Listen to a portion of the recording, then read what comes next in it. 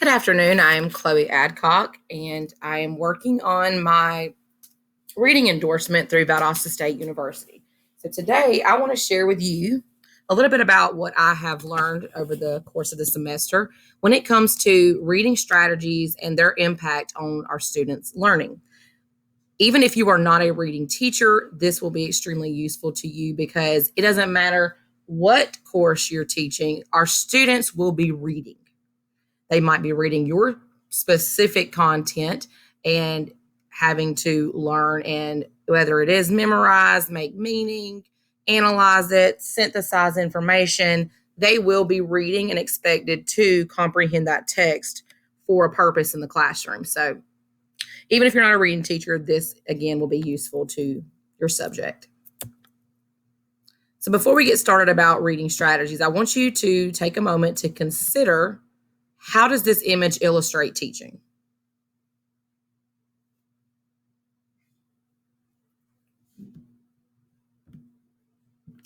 Well, of course, it looks like, we know from Cat in the Hat, he's the juggling act. And sometimes our job can feel that way. We are trying to juggle parent contacts, grades, putting in data, analyzing the data, because we are responsible for student growth. At the end of everything, or the heart of everything, I should say, we want our students to grow each year, to achieve, and to actually learn things that they will be able to serve them as they move out into their jobs, the workforce, and their life. And so reading strategies, to me,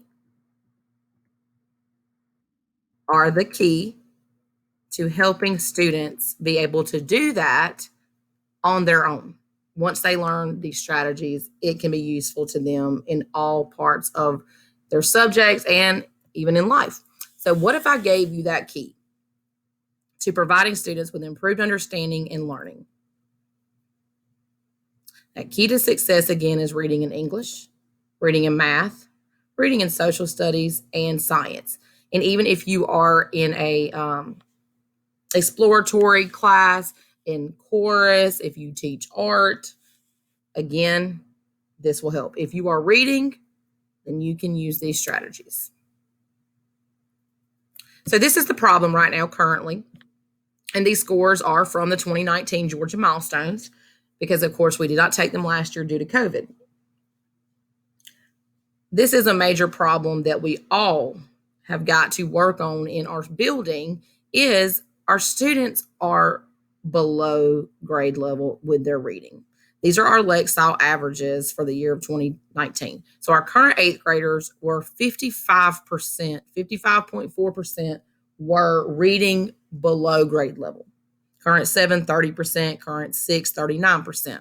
Our sixth and seventh graders were actually in elementary school. And since we have 8 elementary schools, this is actually an average of our elementary schools here in the school system.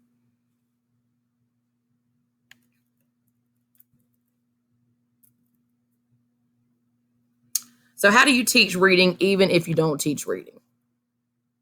You've got to know and implement appropriate reading strategies based on what you want your students to get out of that lesson. So the following are just a few of the many that are out there that I have actually used in my own classroom that I want to share with you that have worked for me, and I will show you that data as well.